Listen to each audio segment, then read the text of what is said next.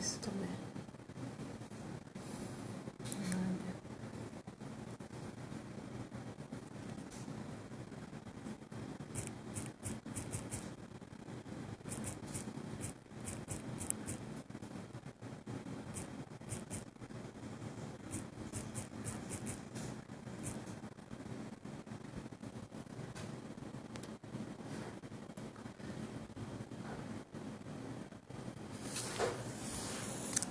Boa noite, amigos. Maurício, Basilissa, a Nádia, Lúcia, Nelson, a Célia. Boa noite, pessoal. Já já a gente começa. Oi, boa noite a todos. Vamos aguardar só alguns segundinhos para a gente começar no horário exato, horário marcado. E também dar um tempo para que nós sintonizemos com a espiritualidade que vai nos acompanhar hoje. Né? A Faltam Helena, poucos minutos. a Roseli, o Anderson. Que bom que estamos com as pessoas lá da Casa da Prece sintonizadas que vão nos ajudar nas vibrações para os nossos irmãos que estão necessitados nessa noite.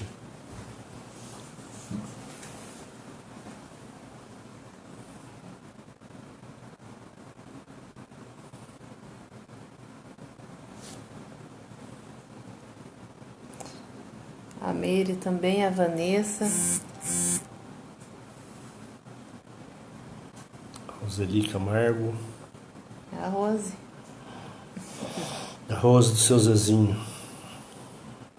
A Raquel também entrou.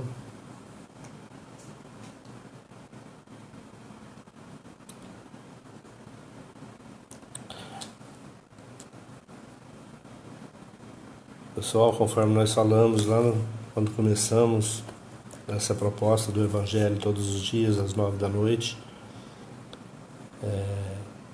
nós dissemos lá no início que não temos nenhuma pretensão de fazer com que as pessoas se convertam, façam da mesma forma que nós estamos fazendo, é simplesmente o Evangelho do Lar que nós fazemos todos os domingos aqui às 9 da noite, com a família toda, não é? Então a proposta era levar justamente nesse momento em que nós estamos confinados, né? Não somos bois, mas estamos confinados em casa, aguardando o momento de sair de novo, de tocar os nossos negócios, os nossos empregos, enfim.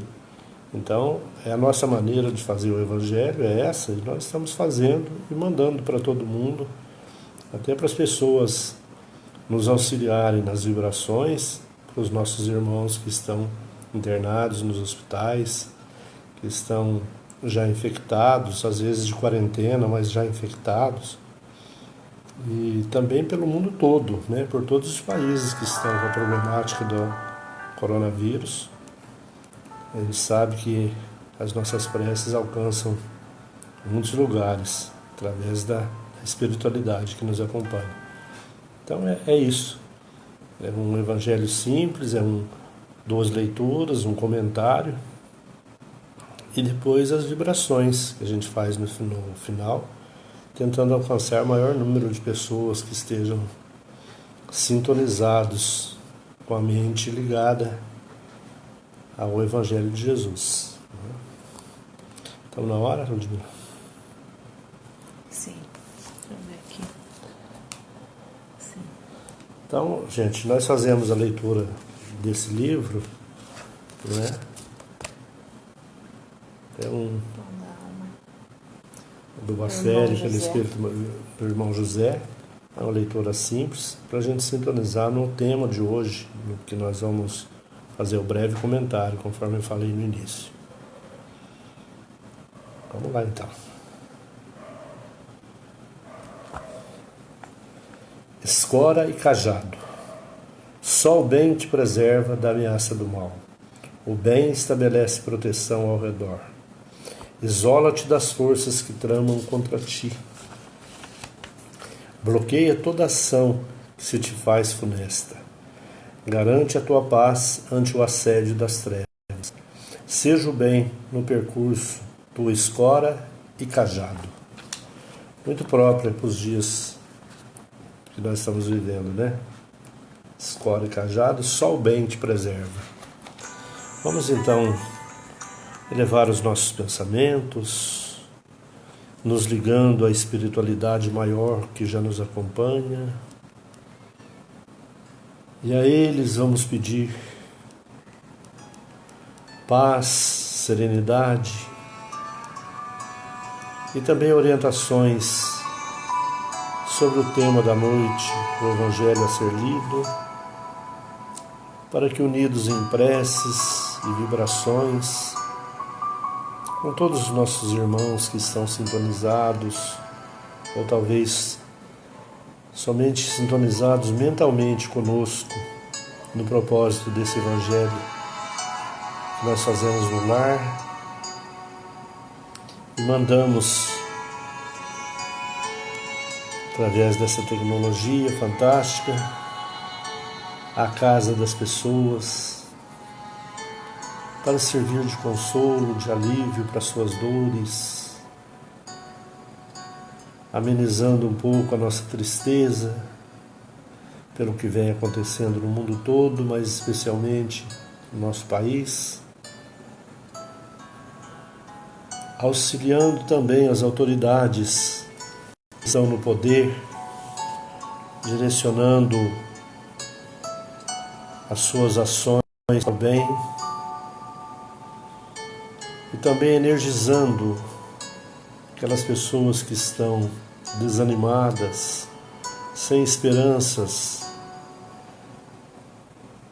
e colocar uma palavra amiga dentro das mentes de cada um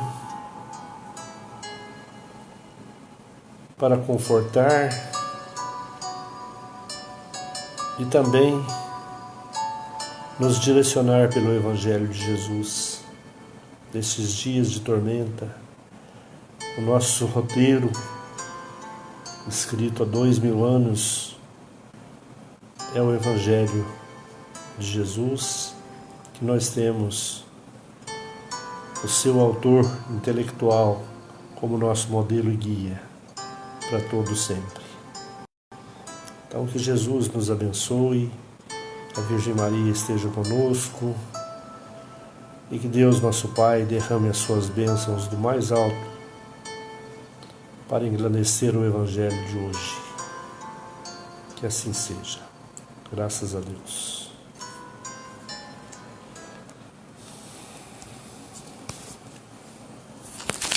Então vamos para a leitura de hoje.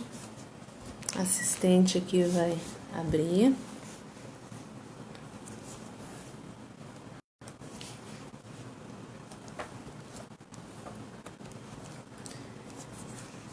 Agora caiu aqui pra gente o capítulo 13, novamente, né? Acho que foi ontem mesmo. Foi. Que a vossa mão esquerda não saiba o que faz a mão direita. O óbolo da viúva. Jesus, estando sentado em frente ao gasofilácio, observava como o povo nele deitava o dinheiro. Muito. Veio então uma pobre viúva que colocou apenas 2 pequenas moedas. Então Jesus, tendo chamado seus discípulos, lhes disse: Eu vos digo em verdade que essa pobre viúva deu mais do que todos os que colocaram aqui, pois todos os outros deram o que era de sua abundância, mas esta deu de sua penúria, até mesmo tudo o que tinha e tudo o que lhe restava para viver. Muitas pessoas lamentam não poder fazer todo o bem que desejariam por falta de recursos suficientes e desejam a riqueza, dizem elas, para fazerem da fortuna um bom uso. Sem dúvida, a intenção é louvável e talvez muito sincera em alguns, mas será que é totalmente desinteressada em todos? Não há aquele que, desejando fazer o bem aos outros, ficariam felizes se começassem primeiro a fazer o bem para si mesmos? De se permitir mais prazeres, de se proporcionarem um pouco mais de luxo que lhes falta, com a condição de darem o resto aos pobres? Esta segunda intenção oculta, disfarçada, que encontrariam no fundo de seus corações, se o interrogassem, anula o mérito da intenção, visto que a verdadeira caridade faz o homem pensar primeiro nos outros para depois pensar em si mesmo. O sublime da caridade, neste caso, seria procurar em seu próprio trabalho, pelo emprego de suas forças, de sua inteligência e de seus talentos, os recursos que faltam para realizar as suas intenções generosas. Aí estaria o sacrifício mais agradável ao Senhor. Infelizmente, a maior parte das pessoas sonha com meios fáceis de se enriquecer rapidamente e sem trabalho, correndo atrás de ilusões como as descobertas de tesouros, uma oportunidade favorável, o recebimento de heranças inesperadas, etc. O que dizer daqueles que esperam encontrar auxiliares entre os espíritos para ajudá-los nas pesquisas dessa natureza? Certamente não conhecem o objetivo sagrado do Espiritismo, muito menos a missão dos espíritos, a quem Deus permite se comunicar com os homens. Decorre, por isso, serem punidos pelas decepções. Aqueles cuja intenção está isenta de todo interesse pessoal devem se consolar com a sua impossibilidade em fazer o bem que gostariam, sabendo que a dádiva do pobre, como no caso da viúva no ensinamento de Jesus, que deu do pouco que possuía, pesou mais na balança de Deus do que o ouro do rico, que dá sem se privar de nada. A satisfação seria grande, sem dúvida, de poder socorrer largamente a pobreza. Mas se isso é impossível, é preciso se submeter e se limitar a fazer o que se pode. Aliás, não é apenas com dinheiro que se podem secar as lágrimas, e não é preciso ficar inativo por não possuí-lo. Aquele que quer sinceramente ser útil aos seus irmãos, encontra 1000 ocasiões de fazê-lo. Quem as procura as encontrará, seja de uma maneira ou de outra, pois não há ninguém que, dentro de um padrão de vida normal, não possa prestar um serviço, prestar-se a uma consolação, aliviar um sofrimento físico ou moral, fazer um esforço útil.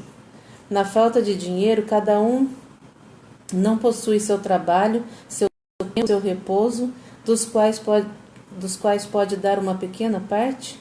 Aí também está a dádiva do pobre, o óbolo, a esmola da viúva. Aqui. Muito bem. Coincidentemente, desde o dia que nós começamos o Evangelho, tem vindo Pensei nisso. Né, algumas... Sempre vem alguma coisa relacionada ao momento que a gente está vivendo. Exatamente. E tem vindo sempre falando disso. Isso está muito ligado, né, com os dias de hoje, com os dias que nós estamos vivendo. Mas é tão atual o que está escrito no Evangelho de Jesus. Daquele tempo para os dias de hoje, não se mudou grande coisa no quesito caridade.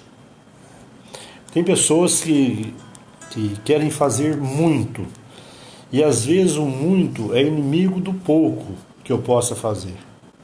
Tem pessoas que querem construir templos e doar, mas como ele não consegue construir os templos, ele também não faz a caridade pequena, que é aquela de ouvir uma pessoa, por exemplo, nesses dias em que os atendimentos estão suspensos nas casas de oração, todas as religiões, da gente ouvir alguém pelo telefone, né, ligar para uma pessoa que está precisando de ajuda. Então, eu fico privado de fazer a caridade porque eu quero fazer algo maior. Talvez, no fundo desse pensamento, esteja um pouco de orgulho também, não é? Se eu fizer algo grande, as pessoas vão me ver, né? Vai se tornar público, talvez. E se eu fizer somente aquela caridade, igual muitas pessoas me dizem, aquela caridadezinha, ninguém fica sabendo, não dá ibope, mas o quanto pode auxiliar uma pessoa, quanto pode fazer bem a uma pessoa. Porque eu não preciso dar 1 tonelada de mantimento, mas talvez um prato de sopa, naquele momento em que a pessoa está passando pela fome, seja muito mais útil do que eu doar 1 tonelada de mantimento. Porque é o momento, é o que ele precisa. E nós temos muitas experiências com isso, de pessoas que nos procuram no dia a dia, falar, seu Hélio, se eu ganhasse na loteria, se eu ganhasse nesse ou naquele jogo, mas eu ia fazer tanta coisa para os pobres. O que eu falo para eles? Faça hoje. Ah, mas hoje eu não tenho condições. Mas não tem nada a ver, a caridade não tem nada a ver com algo financeiro, de enfiar a mão no bolso e dar. Não, existem outros meios de fazer a caridade. O Evangelho, falando do óbolo da viúva, ela deu tudo que ela tinha. Tudo que ela tinha. Essa é a confiança maior, que o que nós fizermos nos será restituído de outra forma. Nos será restituído por outros caminhos. Muita gente me pergunta o que eu recebo quando eu faço a caridade, quando eu escuto uma pessoa, quando eu encaminho uma pessoa, ou quando a gente faz algo material para alguma pessoa. Recebo em saúde, por exemplo, para minha família. Recebo em bem-estar durante o dia, de não ter mágoas de ninguém, de não carregar isso mais comigo. Isso já é muito que Deus faz por nós. Não é troca, nós não fazemos troca de maneira nenhuma. Isso deve ser uma coisa natural, de socorrer aquelas pessoas que estão necessitadas. Nos dias de hoje a gente tem visto muito disso. Muito de pessoas que estão fazendo a caridade. Né? Eu vi hoje na televisão em Pernambuco pessoas que se uniram, famílias que se uniram para doar mantimento, doar café, doar leite, fazer refeições para as pessoas lá. Ontem a gente viu aqui em Jacareí também. Aqui em Jacareí e também. Entregando. E mais gente também lá acho que perto de Belo Horizonte, que se uniram. A reportagem foi lá e viu eles entregando. E entrevistou as pessoas que estavam ali entregando. Quem eram as pessoas? Pintores, ajudantes de pedreiro. Eles se uniram. Perguntaram, inclusive, o salário que eles ganham. Confesso que me deu vergonha das coisas que nós fazemos aqui e vendo aquelas pessoas fazerem com tão pouco, mas unidos no propósito de ajudar as pessoas ali. Então, nessa passagem, me lembra o caso do Chico Xavier, que eu vou contar aqui. Vamos tomar aí uns 5 minutinhos, mas vale a pena, né? Até porque ele tem que ser lembrado hoje mesmo. Hoje é o dia, 2 de abril, hoje é aniversário do Chico. Completaria 110 anos, né? Quem sabe ele não estaria nos dando uma força lá do mais alto onde ele está, ajudando as pessoas lá, e claro que ele está envolvido, né, com o que vem acontecendo aqui na Terra.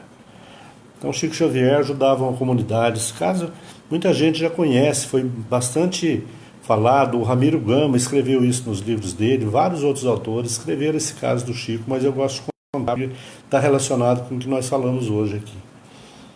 O Chico ajudava uma comunidade lá em Pedro Leopoldo, que chamava Comunidade da Ponte Caída. Era uma ponte numa estrada, e essa ponte caiu, como muitas estão caídas até hoje por aí no Brasil, e ali embaixo da ponte começou a morar certas pessoas, e foi ajuntando famílias, comunidade ali, Comunidade da Ponte Caída. E o Chico ajudava essas pessoas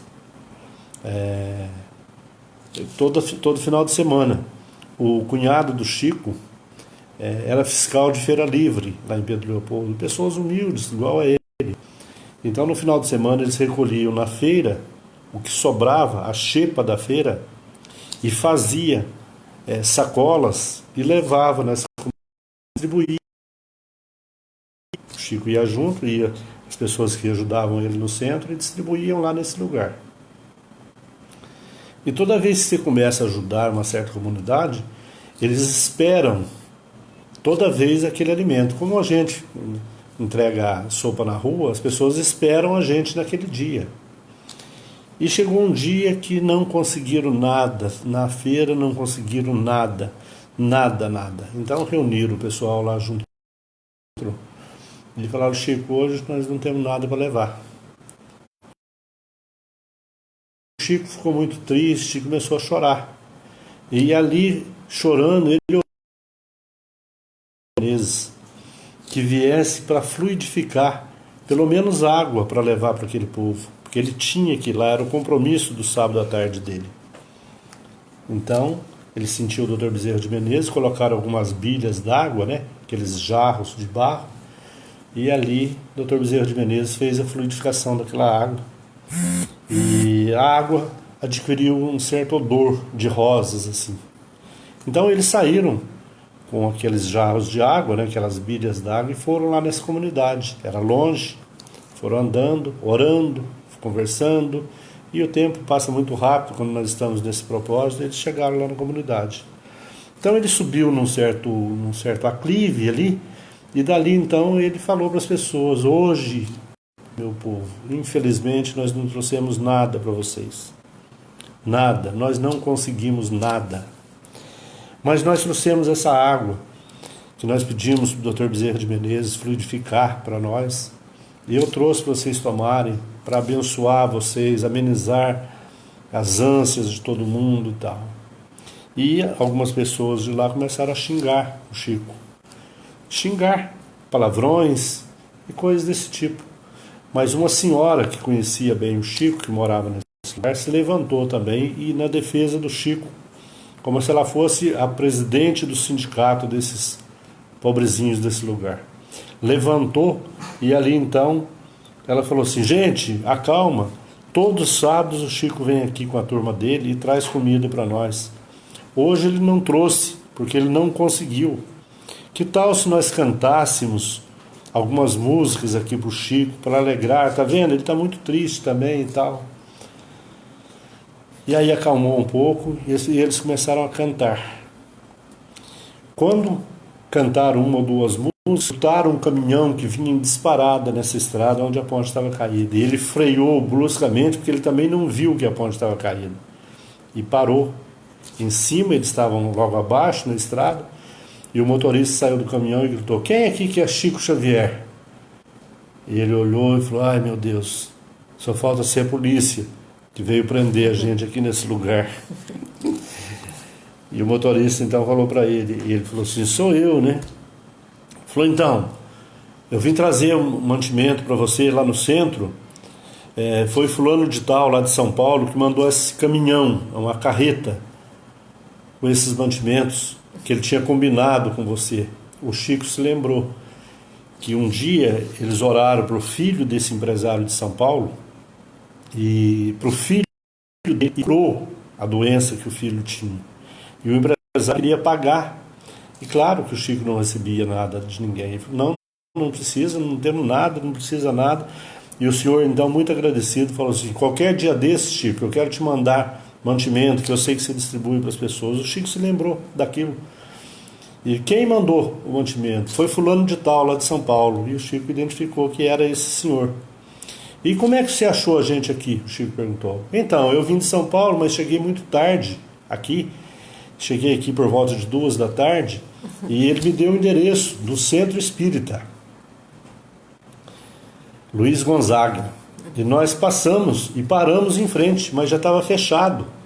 E tinha um senhor parado lá, e eu perguntei para ele se eu conhecia o Chico Xavier. Ele falou: acho que sim, meu filho, vai em frente aqui, passa aqui, e você vai ver uma ponte caída, eles vão estar embaixo lá. E qual que é o seu nome para falar para o Chico?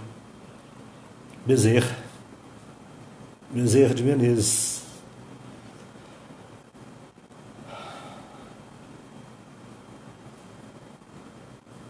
Então, veja bem, como é importante a gente não desistir, perseverar em todos os propósitos nossos. Lembrar que a gente não está sozinho. Lembrar que existe algo a mais, além do nosso desespero, além da nossa ânsia de fazer mais e mais. Façamos o que tiver no nosso alcance. E a espiritualidade bendita vai fazer a parte dela. Vai nos indicar pessoas que possam fazer mais através de nós, muitas vezes. Não estamos sozinhos, entregues à própria sorte. Não estamos. Vários exemplos nos têm vindo no dia a dia para mostrar que a espiritualidade está trabalhando muito mais do que nós estamos nessa pandemia que está ocorrendo no mundo todo, na recepção dos nossos irmãos que estão chegando de lá, no encaminhamento de cada um, nas soluções para os nossos problemas que estão vindo, estão chegando e talvez não acabem por hora. Eles estão conosco, nos instruindo, nos dando intuições para melhor, para que nós vivamos um pouco melhor, desde agora até quando estivermos em outras condições melhores. Mas a caridade, conforme nós estudamos a todo instante, e é o preceito do Evangelho, do Evangelho e da doutrina espírita. Fora da caridade não há salvação. Kardec deixou isso muito claro para todos nós. Mas nós às vezes fazemos algumas confusões acerca da caridade.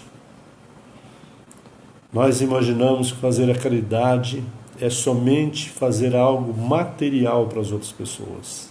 E algo que não faz falta pra E gente. algo que está sobrando na nossa mesa.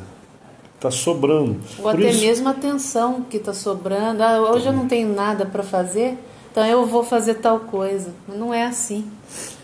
Nós temos que nos dedicar a fazer algo que seja... fazer um compromisso para que nós façamos a nossa parte, sempre. Sempre. Façamos o melhor de nós. Façamos o que estiver ao nosso alcance e não deixarmos que a preguiça, a má vontade, os outros compromissos, que agora se tornaram quase nenhum, porque estamos dentro de casa, os nossos compromissos estão muito mais atrelados ao dia a dia nosso. Fazermos o que nós comprometemos com a espiritualidade em fazer. Não é? Todos nós. Por quê? Porque a espiritualidade vem participar quando nós nos propomos a trabalhar em benefício do outro, em benefício do nosso próximo. No nosso dia a dia, digo agora, mas também antes do episódio dessa pandemia, o nosso compromisso com as casas de oração que nós trabalhamos, com a casa que nós trabalhamos, não é? Às vezes por nada pessoas faltam ao trabalho, por nada. Eu tinha isso, eu tinha aquilo. Agora, nós temos também o compromisso com a família, que é importante. A família nossa está conosco, não é por acaso. Nós não nascemos nesse núcleo por acaso, semeado ao acaso, não. Nós temos um compromisso com a nossa família também, não é? Então muita gente me fala, eu estou com esse problema familiar, eu estou com aquele, eu que escuto as pessoas no centro, ouço as queixas delas. Muitas vezes o grande problema dela, ela passa para a família.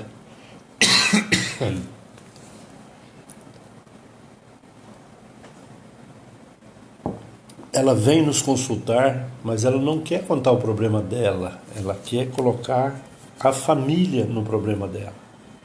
E nós recomendamos sempre que, primeiro, atenda a família, primeiro. Mas eu não gosto de fulano, eu não gosto de ciclano, fulano me maltrata, isso e aquilo.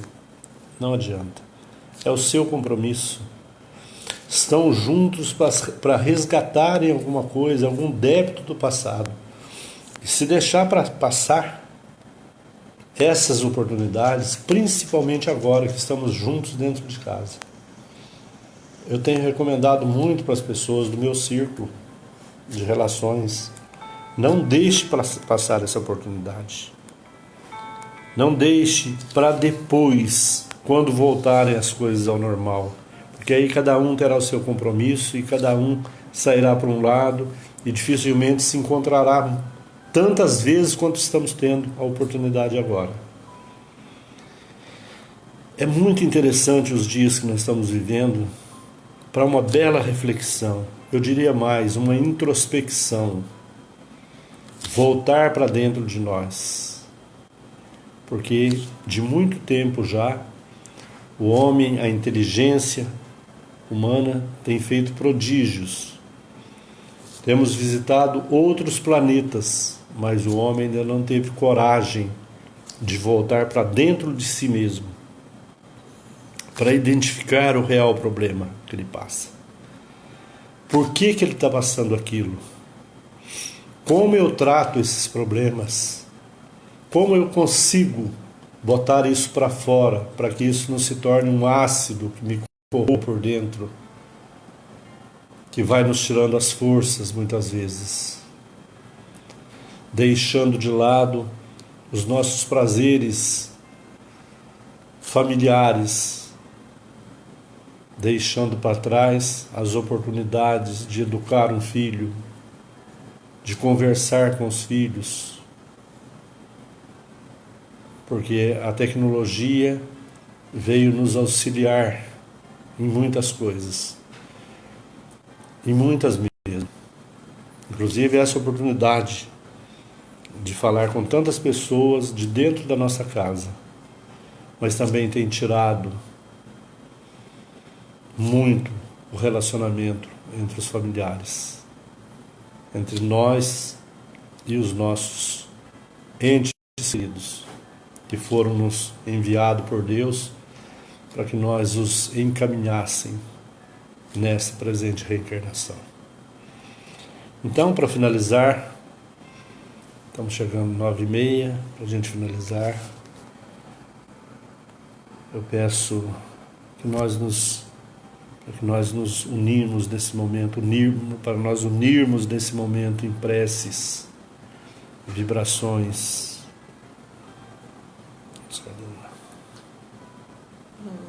Davi. Muito bem.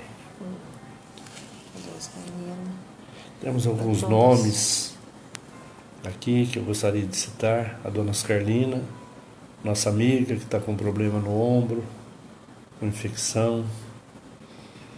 Pedimos também para o nosso irmão Davi, que é aniversário também hoje dele, desencarnado, há alguns anos.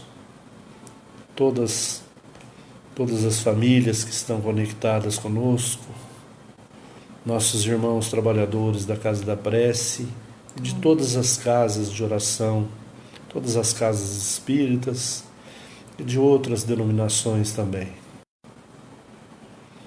Vamos unidos em pensamento, levar aos locais onde estão os nossos irmãos sofrendo, pelo mundo afora, nos hospitais de doenças infecciosas. Também todos os trabalhadores da área médica, da medicina, dos enfermeiros que estão a postos, assistentes, técnicos de enfermagem, todos eles que estão trabalhando, salvando vidas.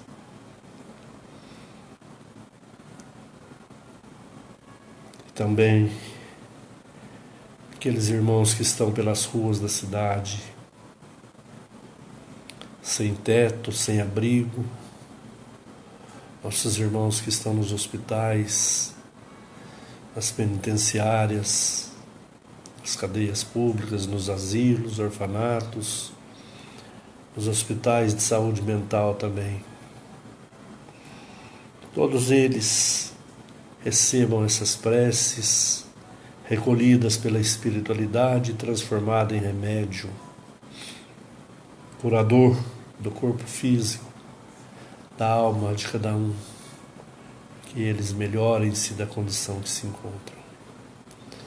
E nós pedimos por nós mesmos, para que Jesus nos abençoe, esteja conosco todos os dias das nossas vidas. E a espiritualidade amiga que está conosco nesse momento, nós pedimos. Continue conosco, nos auxiliando, nos dando diretrizes para os nossos dias, curando as nossas doenças internas, retirando a nossa ansiedade, as nossas depressões, nossos momentos de melancolia, que eles nos auxiliem no dia a dia, para continuarmos nesta jornada evolutiva, trabalhando na seara do Mestre Jesus. Muita paz a todos, muita paz.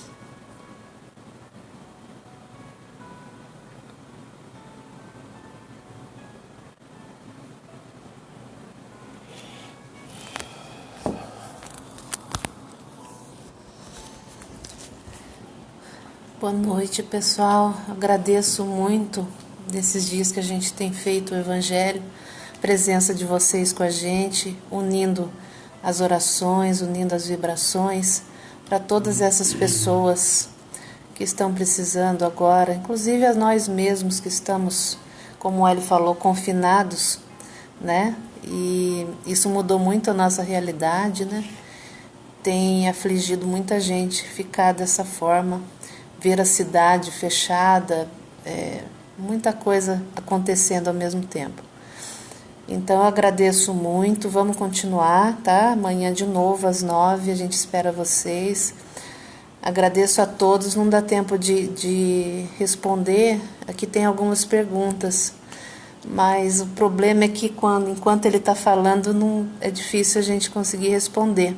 A gente aceita também sugestões de vocês aí, porque não temos muita afinidade com a área tecnológica, não. A gente está aqui tentando. Então, se tiver alguma sugestão para a gente melhorar a transmissão ou conseguir responder essas perguntas, participação de todos vocês, depois, no final, a gente consegue ler. Aí, conforme for, a gente tenta responder, tá bom?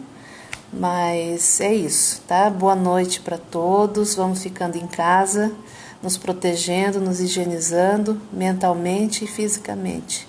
Abraço para todos. Tchau, pessoal. Até amanhã. Fiquem em paz.